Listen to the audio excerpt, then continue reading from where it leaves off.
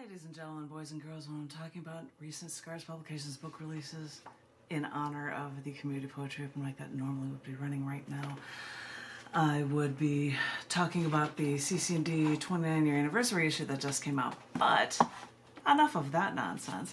An offshoot of CC&D in 1994 was a supplement section called Down in the Dirt, and it was made into a magazine in 2000. And oh my God, everybody loves that name, Down in the Dirt. Down in the Dirt magazine. This is Bridge, which is the most recent issue of Down in the Dirt magazine, volume 196. I think it's cool because just this year it was 191 for January, 192 for February, so it's 196 for June, representing the numbers of the months as well. But I was going to share with you, as a lot of people know, back in the day I wrote periodic table poems, and then a chemist friend of mine from Chicago told me about a contest for Twitter-length ones, so then I just said I'm gonna make Twitter-length ones for every single element. And even though the contest ended and I won third place with magnesium burn, I still was on this mission to do them all. And so, since somebody has been submitting stories of the elements to me, they're thrilled that I've been putting these poems following them in the magazine. So I'm going to share with you two periodic table poems. This first one is a nice short one. This is the Twitter-length periodic table poem for Copper. It is Copper in Your Mouth. That metallic taste in your mouth is copper, like licking a coin, but much too bloody. The untraceable copper jacket bullet I made and shot through your mouth is now lodged so precariously close to the base of your skull. So, it's actually funny tasting copper in your mouth. I know they're demented. Well, you hear things about these elements, so you gotta cover different things when you are writing poems for them, and if it was only Twitter length, I could only do just a little bit.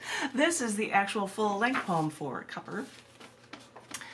I hope you enjoy it. This is the second poem that I'm going to share with you in this reading, and it is Copper.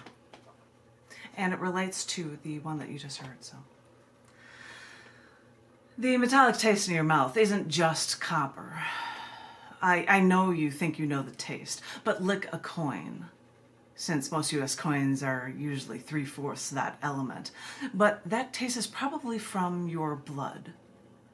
Metal elements like copper, iron, those are the elements that course through your bloodstream. They give you that copper taste in your mouth. Learn the difference. It's funny that you think copper, since it's the base of the Copper Age, where it existed over 10,000 years ago in the Middle East, later throughout Asia and into Africa. And the element is so commonly used on Earth, conducting both heat and electricity, used in construction. Do you feel any of that heat after that electric charge? Do you feel it in the construct of your body from that copper taste in your mouth now? I mean, copper is a trace element in plants and animals, and the human body even contains 1 milligram of copper per pound. But the thing is, what's really funny, if you want to be technical about it and break it down, is that the copper-jacketed bullet was not invented until Lieutenant Colonel Edward Rubin of the Swiss Army used it in 1862. And the first Google search for copper jacket bullet actually produced a link to making your own copper-jacketed bullets. Because, you see, even though there's copper in blood, I made my own copper jacket bullets, so nobody could trace that bullet that was just shot through your mouth that is now lodged precariously close to the base of your skull. Actually, It's really funny if you think about it.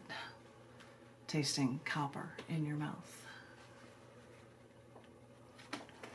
Okay, ladies and gentlemen, boys and girls, I don't know if I'm going to give you any more periodic table poems from these magazines, but in honor of the open mic that was run by Australian poet Tom Woodruff here in Austin, Texas, that was closed down due to the pandemic, I am doing these things usually near library books, but they're right over there, and I thought you could see this little ledge here. It's right past the ledge, and that's the library. I'm like, that's just too dark. There's just too many books there. We see that far too often. So thought I'd try to give you a little lightness here, and you could enjoy a change of pace for the readings. I'm going to come back with maybe 1 or 2 more readings from Down in the Dirt magazine, Bridge.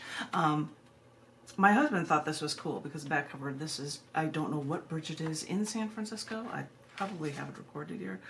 Of the Oakland Bay Bridge. This is what bridge this is, the Oakland Bay Bridge. Now it's just a bridge, and it's just like, it looks kind of cool, and there's lots and lots of cars. And then I thought, well, back cover, might as well get, well, I'm going through the tunnel before I go through it and get a lot of cool perspective on the bridge as well. Anywho, I'm done talking about this book cover. I hope you enjoyed those readings. I will come back very, very shortly with another reading or 2 from this book for you guys. I hope everyone is staying safe. I hope everyone is remaining creatively inclined, if not poetically inclined.